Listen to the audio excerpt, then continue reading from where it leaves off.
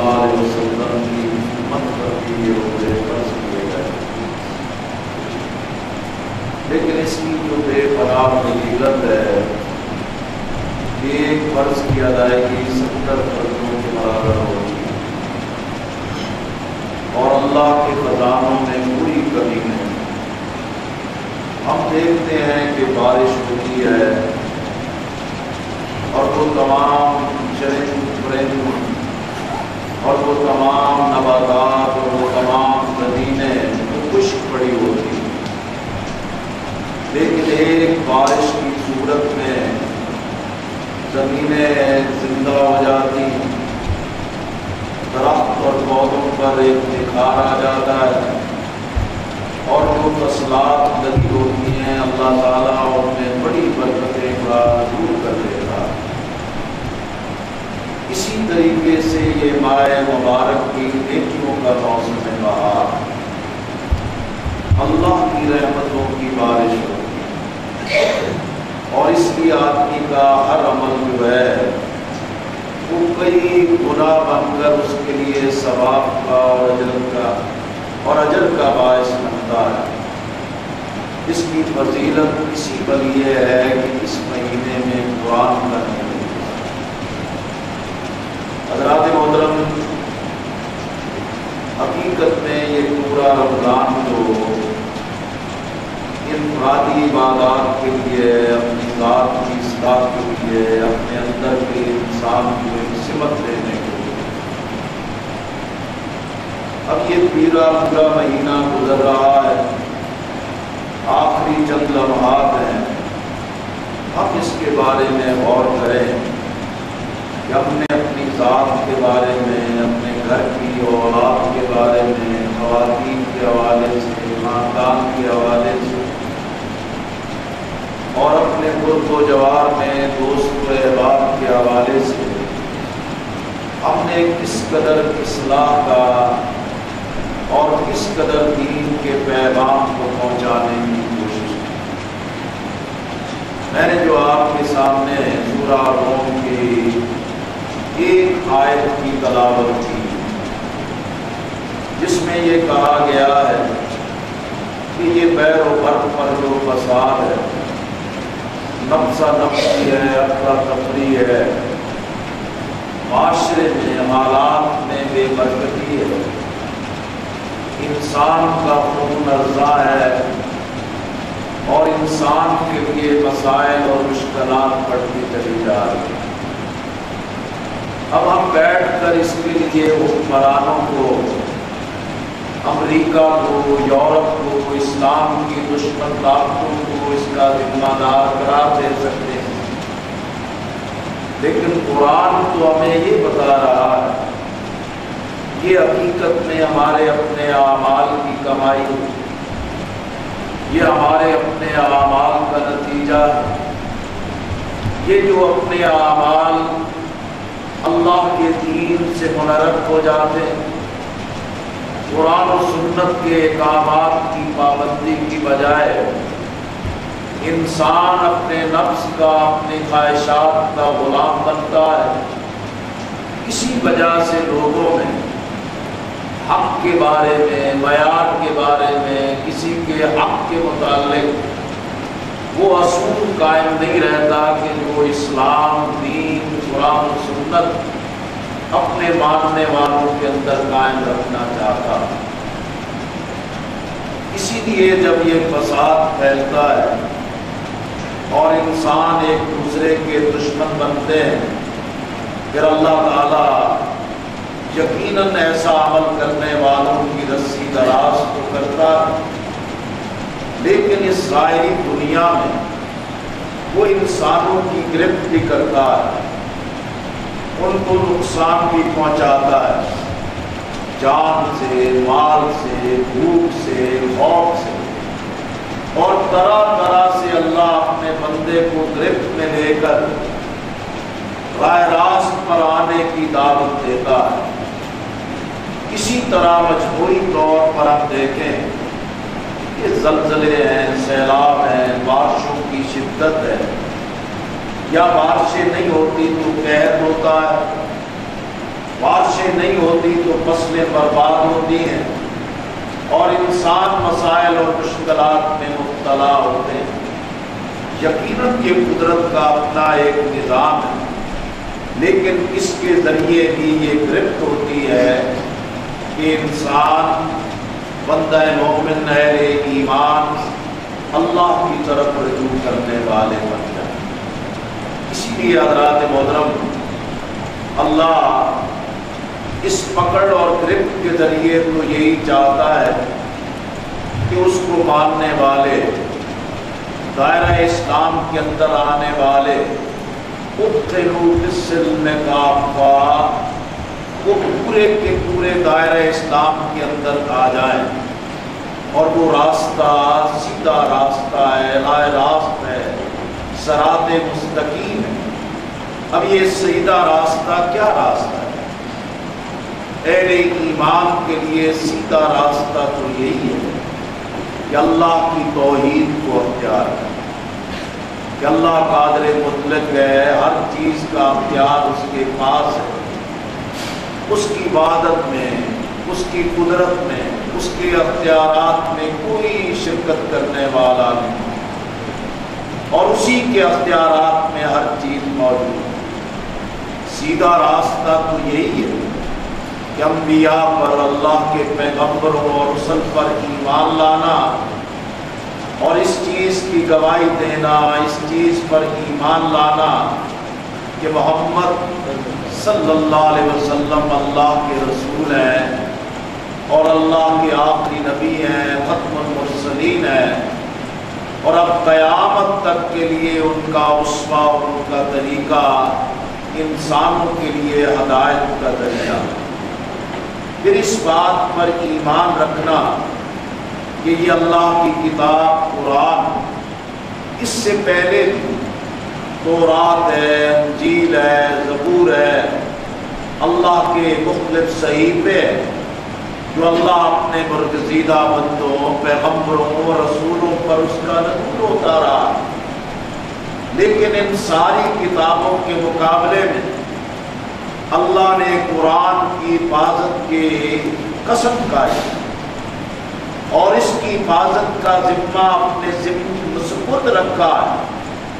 اسی اللہ کی کتاب قرآن پر ایمان لانا اور اس قرآن کو اپنے لیے راہ ہدایت اور اپنے لیے صراط مستقیم اور اپنی زندگی کے اعمال کے لیے اس کو مضبوط بنیاد بنانا۔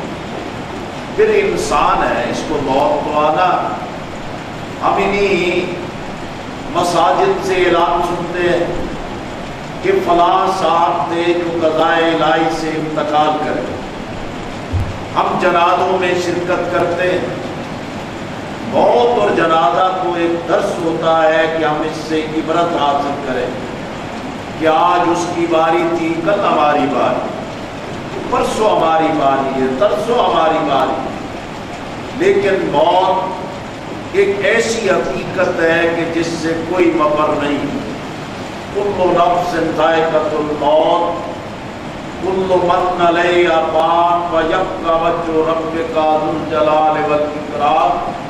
ہر چیز کو فنا ہو جانا ہے، لیکن موت کے بعد ایک نہ ختم ہونے والی زندگی شروع ہوگی۔ اس پر ایمان اور اس کی تیاری کے لیے اپنی موجودہ زندگی کو نیک بنانا، صالح بنانا، اچھے اعمال پر لے کے چلنا۔ حقیقت میں یہ دنیا میں، یہ بر و بحر میں یہ جو فساد ہے، یہ راہ راست سے ہٹ جانے کی وجہ سے، اور یہ راہ راست اسی صورت میں ممکن ہے کہ قرآن و سنت کے احکامات کی پابندی کریں، اللہ سے توبہ کریں، اللہ کا رجوع کریں، دین کی طرف پلٹیں، تاکہ یہ فساد، یہ نفسہ نفسی، یہ معاشرے کے اندر جو بے برکتی ہے، اس کا خاتمہ ہو۔ ہم نظر و نیاز کریں، ہم تلاوتیں کریں، ہم دعائیں کریں، لیکن اس کے مطابق ہمارے اعمال کی تبدیلی نہ ہو۔ ہمارے اعمال قرآن و سنت کے پابند نہ ہوں تو یہ بنیادی تبدیلی معاشرے کے اندر کس طرح ممکن ہو سکتی ہے؟ میرے عزیزوں اور میرے بھائیوں، اسی طریقے سے یہ جو ماہ رمضان کے روزے، جیسے میں نے پہلے بھی گزارش کی ہے، اس کی فضیلت، اس کی برکتیں اور اس کی تمام رحمتیں یہ قرآن کا اعجاز ہے، یہ قرآن کی وجہ سے۔ لیکن کبھی ہم اس پہ غور کریں، ہم عام زندگی میں دیکھیں، راہ چلتے ہوئے قرآن کا پھٹا ہوا کاغذ اور ٹکڑا مل جائے، ہم رک جاتے ہیں، اسے اٹھاتے ہیں، اسے چومتے ہیں، آنکھوں سے لگاتے ہیں اور بڑے احترام کے ساتھ کسی قریبی دیوار کی طرز پہ اس کو جمع کر دیتے ہیں۔ یا آج کل تو ضعیف اوراق کے پھٹے اور پرانے اور قرآن کے اوراق کو محفوظ کرنے کے لیے جگہ جگہ مختلف جگہوں پر ڈبے بھی رکھے ہوتے ہیں کہ بھی اس کے اندر اس کو ڈالا جائے۔ لیکن کبھی ہم نے غور کیا، ہم قرآن پڑھتے ہیں، قرآن کی تلاوت کرتے ہیں، قرآن کو دیکھتے ہیں، قرآن کو چھوتے ہیں، قرآن کا عزت اور احترام کرتے ہیں، لیکن کیا قرآن صرف اسی کام کے لیے ہے؟ تلاوت کرنا بھی ضروری ہے، اس کی زیارت کرنے سے بھی آنکھوں میں ٹھنڈک پیدا ہوتی، دلوں اور ذہنوں میں تراوت پیدا ہوتی۔ لیکن قرآن تو اس مقصد کے لیے ہم اس کو پڑھیں، ہم اس کو سمجھیں، ہم اس کا فہم حاصل کریں اور اس کے مطابق اپنے آپ کو پابند کریں اور اس پر عمل کرنے والے بنیں۔ اچھا انسان وہی ہے جو خود قرآن کی تلاوت کرے، جو خود قرآن کو سمجھنے کی کوشش کرے، جو خود قرآن کو اپنی اولاد کو پڑھانے کی کوشش کرے، اپنے گھروں میں، اہل و عیال میں، اہل خانہ میں قرآن کی تلاوت اور اس کے ترجمے اور قرآن و سنت کے اس پیغام کو سمجھنے کے لیے اپنے گھروں کو اسی علم کی روشنی سے اپنے آپ کو منور کرنا چاہیے، اور قرآن کو اسی مقصد کے لیے کہ اس کو غالب ہونا چاہیے، اس کو نافذ ہونا چاہیے، اس کو ریاست کے نظام، اس کو معیشت کے نظام، اس کو عدالت کے نظام، اس کو معاشرت کے نظام، یہ جو گھروں کے اندر ہماری تہذیب بگڑتی چلی جا رہی، یہ مہندی کے نام پر، یہ منگنی کے نام پر، یہ ولیموں اور ایک بڑی بڑی تقاریب کے نام پر ہمارے معاشرے بگڑتے چلے جا رہے، یہ ایک فیشن شو کا ذریعہ بن جاتے ہیں، ادھر ادھر سے ادھار پکڑ کر ہمارے گھروں، ہمارے خاندانوں، ہماری سوسائٹی کے اندر ایک نئے طرز کا عذاب کھڑا ہو رہا ہے۔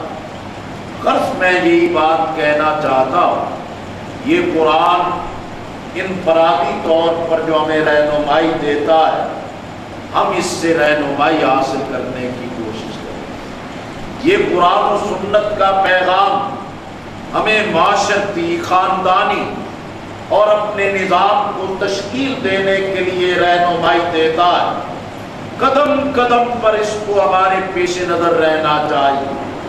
قرآن ہمیں جو راستہ اور طریقہ بتاتا ہے کہ اہل ایمان کی بستیوں میں، اللہ کے دین کو قبول کرنے والوں کی بستیوں پر اس کی رحمت، اس کی برکت، اس کی مدد کس طرح شامل حال ہو سکتی ہے کہ ہم اللہ کے راستے کو اختیار کرنے والے بنیں۔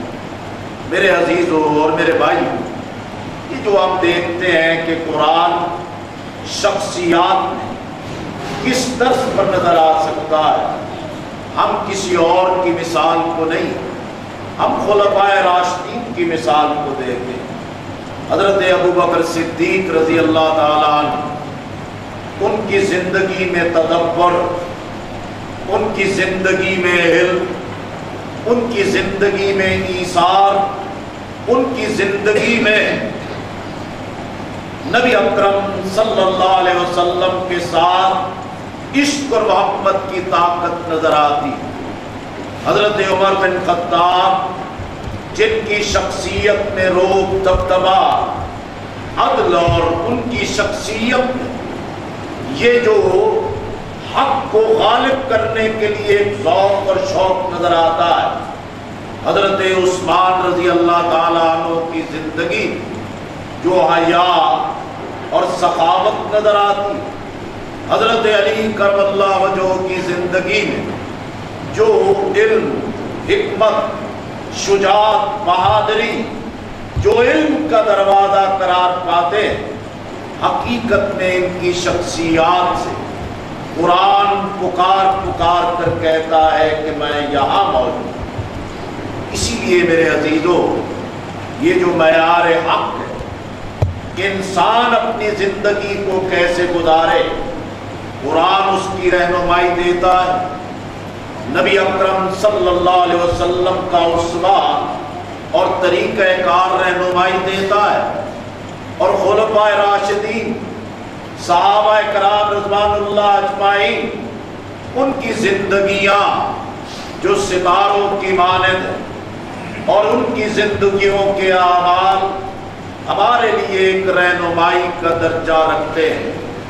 اسی طریقے سے ہم دیکھیں اللہ نے اسی مہینے میں اسی 27ویں کی شب کو اسی ماہ مبارک میں اللہ نے ہمیں پاکستان کی آزادی کی نعمت عطا کی. اللہ نے پاکستان کو ہر طرح کی نعمتوں سے مالا مال کیا.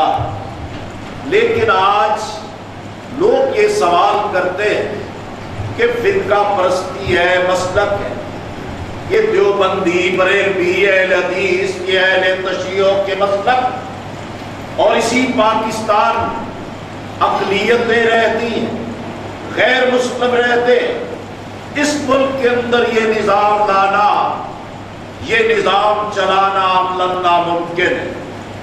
اسی طرح پاکستان کا مذہب بیزار طبقہ، اسی طرح پاکستان کا لادین اور سیکولر طبقہ، اغیار کا ذہنی غلام طبقہ یہ کہتا ہے کہ پاکستان کے اندر یہ اسلام کس طرح اس کو نافذ کیا جا سکتا ہے.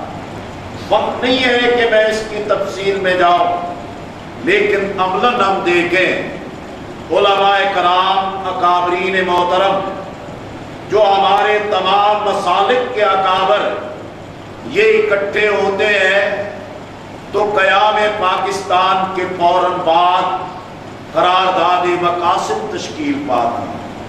حضرت علامہ شبیر عثمانی رحم اللہ، حضرت مولانا سید ابو العلا مودودی رحم اللہ، تمام دینی طبقات سے رابطہ کر کے تحریک چلاتے. اور لیاقت علی خان شہید پہلے وزیر اعظم اور تحریک پاکستان کے سرکردہ رہنما پہلی قانون ساز اسمبلی میں اسی قرارداد مقاصد پر مارکت اللہ را تقریر کرتے ہیں. اور وہ قرارداد مقاصد ہمیں مکمل رہنمائی دیتی ہے کہ اقتدار اعلیٰ رب تعالیٰ کی ذات ہے اور اس ریاست کا نظام نبی اکرم صلی اللہ علیہ وسلم کے اسوہ اور طریقہ کار سے چلنا ہے. اور اس نظام کے غلبے کے لیے انسانوں کی رائے کی بنیاد پر ریاست کا نظام تشکیل پائے.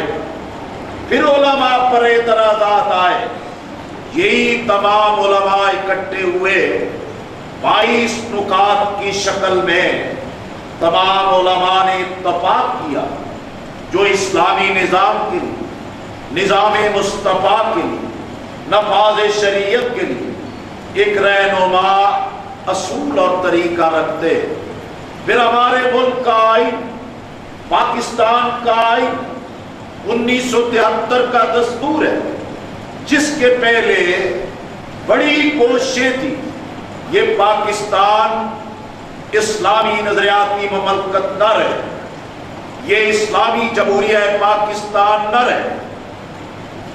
اس کی وابستگی سیکولرزم، سوشلزم کمیونزم کے ساتھ کی جائے، لیکن 73 کے دستور میں ساری جماعتوں نے، سارے علماء نے، ساری قیادتوں نے اسی چیز پر اتفاق کیا کہ پاکستان جو ایک ریاست ہے، اس ریاست کا مذہب اسلام ہے، اور اس ریاست کو چلانے کے لیے جو بھی قانون، جو بھی ضابطہ بنے گا وہ قرآن و سنت سے متصادم نہیں ہوگا۔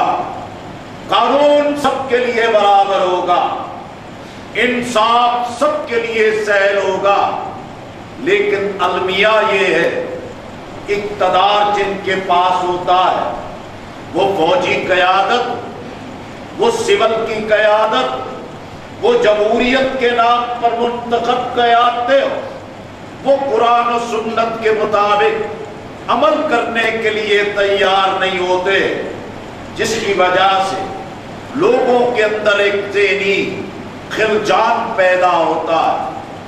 اسی طرح مذالک، اسی طرح اقلیتیں، ان کے بارے میں ایک اسلامی ریاستی نظام کی صورت میں اسلامی نظریاتی کونسل ہے، تمام مسالک کے جید علماء ہیں، جدید تعلیم یافتہ مفکرین اور اسکالرز، اقلیتوں سے تعلق رکھنے والے لوگ، کہ اگر کسی نظام، کسی ضابطے، کسی قانون کے بارے میں شک پڑے کہ یہ قرآن و سنت سے متصادم ہے تو اس کے مطابق وہ کونسل اپنی رائے دے سکتی ہے۔ معیشت کے بارے میں ہمارا آئین کہتا ہے کہ اسے اسلام کی تعلیمات پر ہونا چاہیے، اسے سود کی بنیاد پر نہیں ہونا چاہیے۔ جدید بینکاری کا نظام جو سود پر مبنی ہے، اس کو غیر سودی بنیاد پر آنا چاہیے، لیکن آج سے کچھ عرصہ پہلے یہ سرمایہ دارانہ نظام، یہ جدید بینکاری کا نظام کے دعوے دار کہتے تھے کہ یہ ممکن نہیں ہے کہ سود کے بغیر معیشت چلے۔ اب تو امریکہ کی معیشت ڈوب رہی، یورپ کی معیشت ڈوب رہی، اسی نیو یارک، اسی لندن سے احتجاج کے مظاہرے اٹھ کھڑے ہوئے، اکوپائی، وال سٹریٹ کی تحریک ہے کہ یہ سرمایہ دارانہ نظام ختم ہونا چاہیے۔ میرے عزیزو، میرے دینی بھائی، یہ تو آج سوال اٹھا ہے۔ 1973 میں یہ بات طے کی گئی تھی کہ 10 سال کے اندر پاکستان کی معیشت کا نظام قرآن و سنت کے مطابق تشکیل پائے۔ پھر اسلامی نظریاتی کونسل، جسٹس تنزیل الرحمان کی قیادت، وفاقی شرعی عدالت، اس کے لیے ایک پورا نقشہ کار کیا ہے، لیکن نواز شریف صاحب جب وزیر اعظم تھے، انہوں نے یو بی ایل کو، ابھی بینک کو آگے کھڑا کر کے سپریم اپیلیٹ کورٹ میں اپیل کرا دی۔ آج چیف جسٹس صاحب کو ہر مقدمے کی اہمیت تو محسوس ہوتی ہے، لیکن انہیں آئین کے مطابق، یہ جو قرآن و سنت کے احکامات کے مطابق، یہ اسلامی نظریاتی کونسل کی سفارشات، یہ وفاقی شرعی عدالت کے فیصلے، وہ اس کی اپیل کو ٹیک اپ نہیں کرتے۔ غرض میرے بھائیو، میرے کہنے کا مقصد یہی ہے، یہ رمضان کا مہینہ جس میں قرآن کا نزول ہوا ہے، یہ سیدھا راستہ بتاتا ہے، یہ حق اور باطل کے درمیان فرق کو کھول کر بیان کر دیتا ہے۔ میرے عزیزوں اور میرے بھائیوں، اسی طرح میں نے آپ کے سامنے سورہ توبہ کی جس آیت کی تلاوت کی، اس میں بھی مومنین کی خصائص، مومنین کی اوصاف، بندہ مومن کی صفت کو بیان کیا گیا۔ حضرت ابو موسیٰ عاشری رضی اللہ تعالیٰ عنہ روایت کرتے ہیں کہ رسول اللہ صلی اللہ علیہ وسلم نے فرمایا کہ مسلمان کے لیے ایک عمارت کی مانند، پھر اپنے دونوں ہاتھوں کی انگلیوں کو ایک دوسرے میں ڈال کر بتایا کہ مسلمان اس طرح بامی شیر و شکر ہو کر بنیان مرصوص بنتے۔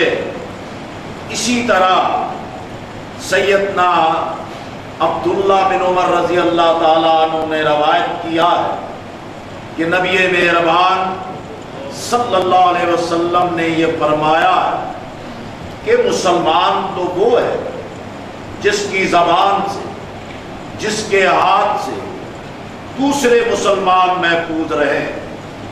اسی طرح سیدنا نعمان بن بشیر رضی اللہ تعالیٰ عنہ نے روایت کیا ہے کہ رسول اللہ صلی اللہ علیہ وسلم نے فرمایا کہ مسلمانوں کی مثال تو آپس میں رحم کرنے، محبت اور شفقت کرنے والوں کی ہے، اور ان کا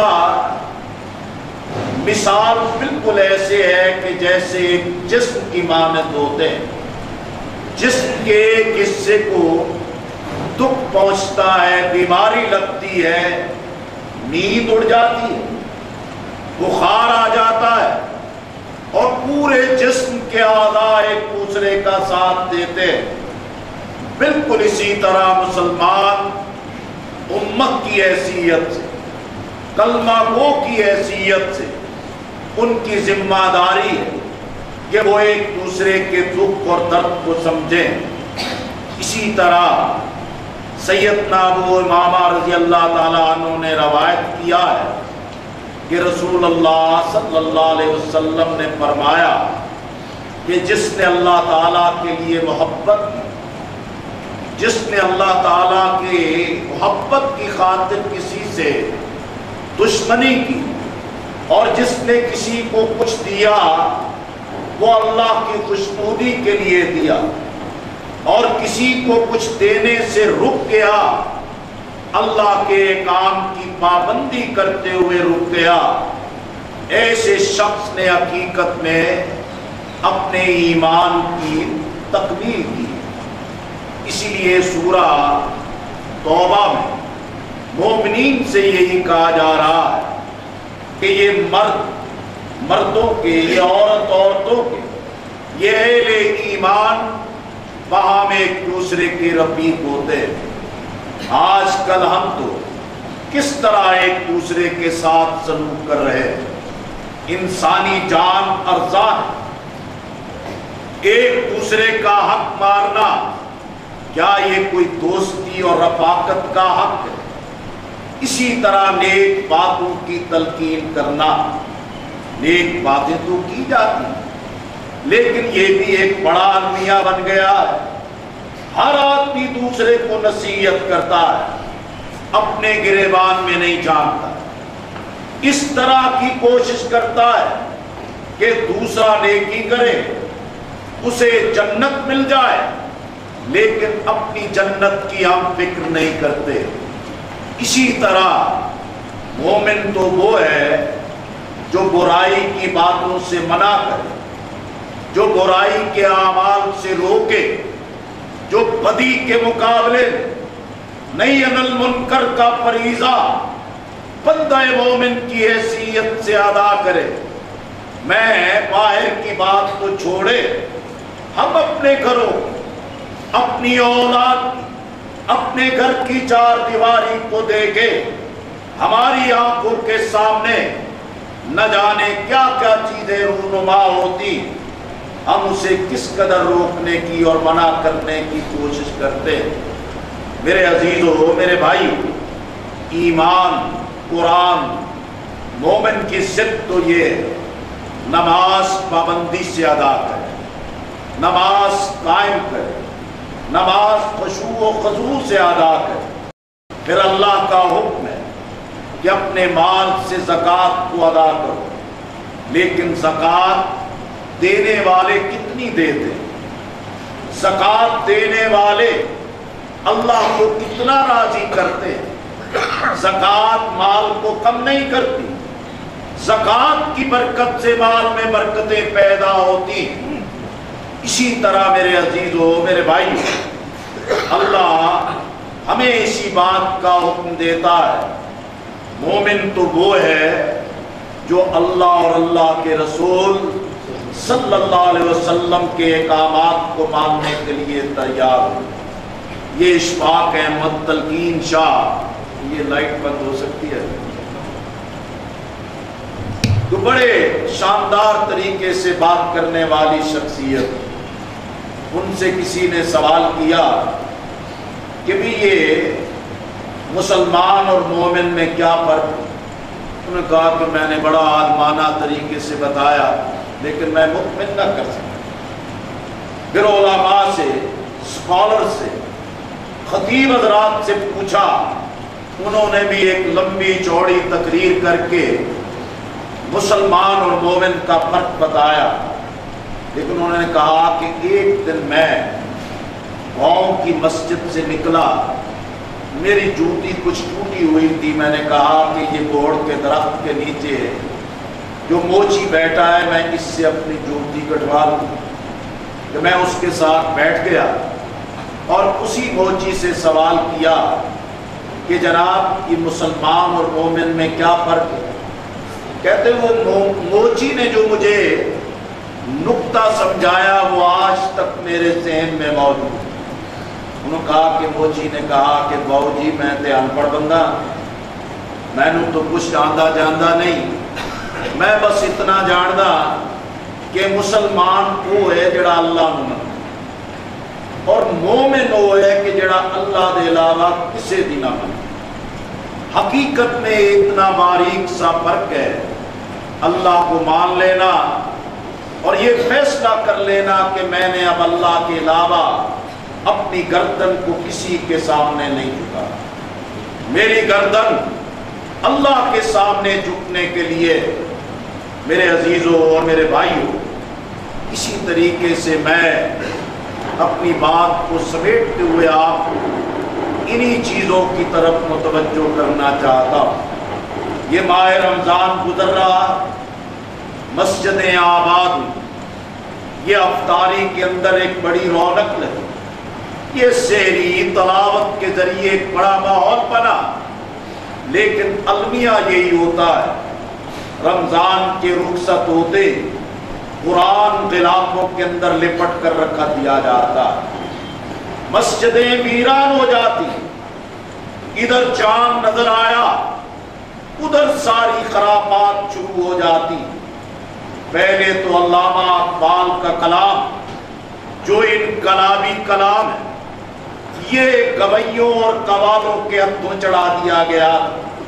اب تو ماشاءاللہ میڈیا میں یہ قرآن کی تعلیمات، یہ توبہ اور استغفار کی تعلیمات، اب تو میڈیا میں یہ سیر و افطار کی تعلیمات انہی گویوں اور میراثیوں کے ہاتھوں چڑھائی جا رہی تاکہ لوگوں کے سامنے یہ اسلام کے چہروں کو نہ جانے کس طریقے سے پیش کرنا چاہتے ہیں. تقویٰ تو اسی چیز کا نام ہے کہ ہم اس کی صفت اپنے اندر پیدا کر لیں. محض روزے میں اللہ نہیں دیکھتا. رشوت لیتے، جھوٹ بولتے، ہم کم تولتے، ملاوٹ کرتے، قطار توڑتے، دوسرے کا حق مارتے، بیٹی بہن کی وراثت میں حق کو مارتے، کیا ایسے اعمال اللہ نہیں دیکھ رہا؟ یقیناً اللہ دیکھ رہا. تقویٰ اسی چیز کا نام ہے کہ اپنی ساری زندگی کو، اعمال کو اللہ کے رنگ میں صبغت اللہ، دو رنگی چھوڑ کے یک رنگی اختیار کر لیں. پھر میرے بھائیوں، توبہ، اللہ سے استغفار. غلطی کون نہیں کرتا، کوتاہی کون نہیں کرتا، گناہ کس سے سرزد نہیں ہوتا، جھوٹ کون نہیں بولتا اور لفظ کس سے نہیں ہوتی. لیکن اللہ کو اپنا وہ بندہ بڑا پسند ہے جو گناہ کر کے پلٹ کے اپنے اللہ کی طرف لوٹ جائے اور توبہ اور استغفار کرے. شیطان کی یہی اڑی ہے کہ اس نے انکار کیا اور انکار پر ڈٹ گیا۔ مسلمان اور مومن کی یہی صفت ہے، غلطی ہو غلطی کا اعتراف کرے، اللہ کے سامنے اس کو گڑ گڑا کے تسلیم کرے اور آئندہ کے لیے غلطیوں سے اپنے آپ کا اجتناب کرے۔ اس کی مثال بالکل اس طرح ہے جیسے ایک مسافر اونٹنی پر سامان لاد کے یہ ریگستان میں صحرا کی طرف جائے، لیکن ایک جگہ پر درخت نظر آئے اور درخت کے نیچے بیٹھے، اس کی آنکھ لگ جائے، آنکھ کھلی تو وہ اونٹنی اس کی سامان کے ساتھ غائب۔ اب مسافر کتنا پریشان کہ اس کو تو اس تخت دھوپ کی تلخی میں وہ ریت کے ذرے موت کا منظر دے رہے تھے۔ پھر تھک ہار کے وہ درخت کے نیچے بیٹھا، پھر آنکھ لگی، پھر جب آنکھ کھلی تو اپنی اونٹنی اپنی آنکھوں کے سامنے پانی اور مال کے ساتھ دیکھی، اس کو کتنی خوشی ہوگی۔ اسی طرح بندہ جب غلطی کا اعتراف کر کے توبہ کر کے اللہ کی طرف لوٹتا ہے تو بندے پر اللہ کو بڑا پیار آتا ہے۔ ہم خود دیکھتے ہیں کہ ہمارے بچے ہوتے ہیں، پوتے ہوتے ہیں، نواسے ہوتے ہیں، غلطی کرتے ہیں، ان کو جھڑکتے ہیں، اس جھڑک کی بنیاد پہ بچہ روتا ہے، اس کے آنکھ سے آنسو بہتے، باپ دادا نانا نانی دادی بھاگ کر اس بچے کو اٹھاتی ہے کہ میرے بچے کو احساس ہو گیا ہے، اس کو ندامت ہوئی، سب چومتے چاٹتے ہیں۔ توبہ تو اسی چیز کا نام ہے کہ اللہ کے سامنے گڑ گڑائیں۔ میرے عزیزوں، میرے بھائیوں، اسی طرح ہمارے معاشروں مایوسی نے گھر کر لیا، لیکن آپ دیکھیں جب اسلام نہیں آتا، شریعت نہیں آتی، نظام ٹھیک نہیں ہوتا، لوگ ٹھیک نہیں کرتے، جعلی ڈگری کو غلط کہتے ہیں، جعلی ڈگری کا انتخاب کرتے ہیں، کرپٹ کو کرپٹ کہتے ہیں لیکن کرپشن کے پیچھے چلتے ہیں، فرقہ پرستی، برادری پرستی، قبیلہ پرستی کو برا کہتے ہیں لیکن اپنی برادری، اپنے قبیلے، اپنے یار دوست کے بارے میں آنکھیں بند کر لیتے ہیں۔ لیکن میرے عزیزوں، میرے بھائی، نبی اکرم صلی اللہ علیہ وسلم کا آپ طریقہ دیکھیں کہ صحابہ کرام رضوان اللہ اجمعین سوال کرتے ہیں کہ اللہ کے رسول صلی اللہ علیہ وسلم یہ کامیابی کب آئے گی، نصرت کب آئے گی؟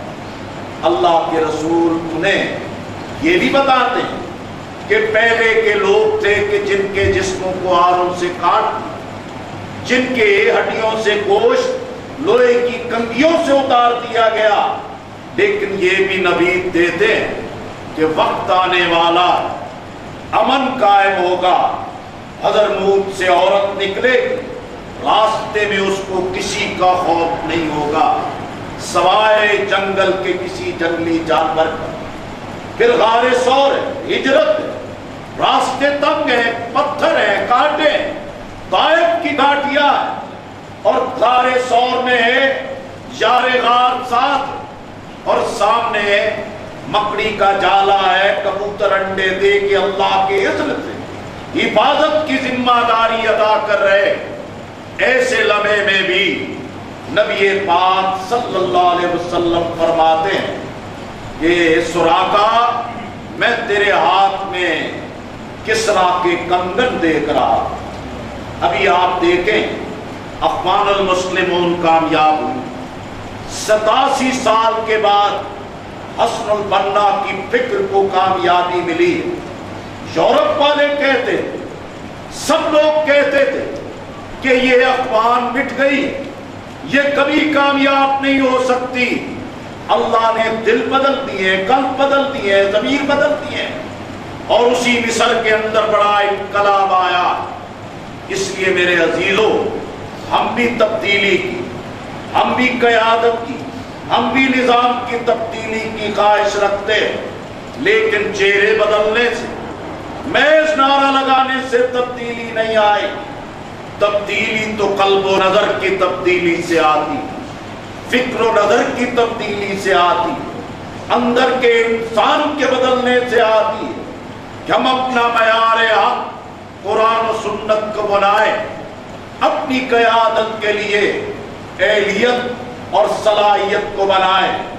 یہ جو ترکی میں انقلاب آیا، یہ جو مصر میں انقلاب آیا، فوجی طاقت نے ان کو مٹا دیا، 20 سال جیلوں میں گزارے، لیکن اسلام سے محبت رکھنے والے کارکنوں نے اس پیغام کو ایک ایک گھر تک پہنچایا، ایک ایک دروازے پہ دستک دی، ایک ایک دل پر دستک دی۔ بس میں آپ سے یہی کہنا چاہتا ہوں، یہ ماہ رمضان کو رخصت ہو رہا، انشاءاللہ اس پاکستان کو قیامت تک سلامت رہنا ہے۔ پاکستان امریکی غلامی کو نہیں اختیار کر سکتا۔ یہ بزدل، یہ ذہنی غلام حکمران، یہ محض مال بنانے کی خاطر امریکہ کے سامنے جھک رہے۔ پاکستان میں یہ معیشت کی اصلاح، یہ کرپشن کا خاتمہ، یہ قومی مسائل پر اعتماد کر کے خود انحصاری کی بنیاد پہ کشکول توڑنا ہوگا۔ یہ امریکہ، ورلڈ بینک، IMF ہمیں کوئی تبدیلی نہیں دے سکتا۔ تبدیلی تو اسی وقت آئے جب ہر شخص جو ہے اور غالب اکثریت جو ہے وہ اپنی تقدیر کو بنانے کے لیے، اپنی نئی نسل کے مستقبل کو سنوارنے کے لیے حق کی بنیاد پر فیصلے کریں۔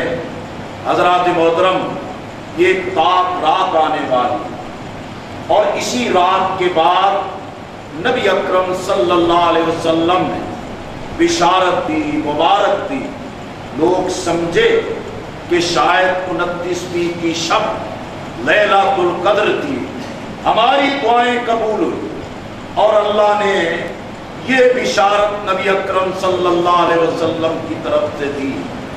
لیکن آپ نے فرمایا یہ خوشخبری تو یہ ہے کہ اللہ نے اس روزے کی، قیام کی، عبادت کی مشقت کے بدلے میں آپ کو عید کی خوشی دی۔ اس عید کی خوشی میں شامل کرنے کے لیے صدقہ فطر جو ہے یہ ہر روزے دار کے لیے لازم ہے۔ اللہ نے جس کو وسائل دیے، جو اس چیز کی اہلیت صلاحیت رکھتا ہے، اپنے گھر کے اندر سب کی، وہ بچے ہیں، وہ ملازم، گھر کے جتنے افراد ہیں، ان سب کے لیے صدقہ فطر 80 سے 100 روپے کی رقم مقرر ہوئی ہے۔ وہ اس کے بارے میں، ان چیزوں کے بارے میں اپنی ذمہ داری کو ہمیں ادا کرنا چاہیے۔ اللہ تعالی ہمیں مسجد کے ساتھ رغبت کی توفیق عطا فرمائے، ہمیں نمازیں باجماعت ادا کرنے کی توفیق عطا فرمائے۔ اللہ ہمیں اپنے حکم کو ماننے، اپنے نبی پاک صلی اللہ علیہ وسلم کے اسوہ اور طریقہ کے مطابق زندگی گزارنے کی توفیق عطا فرمائے۔ یہ ماہ رمضان اس طرح ہم سے رخصت ہو کہ یہ روزہ بھی، یہ قرآن بھی اللہ کے ہاں ہماری بخشش کی گواہی دینے والے۔ اللہ ہماری غلطیوں کو، ہمارے گناہوں کو، ہماری توبہ کو قبول کرنے والا۔ وما علینا الا البلاغ المبین۔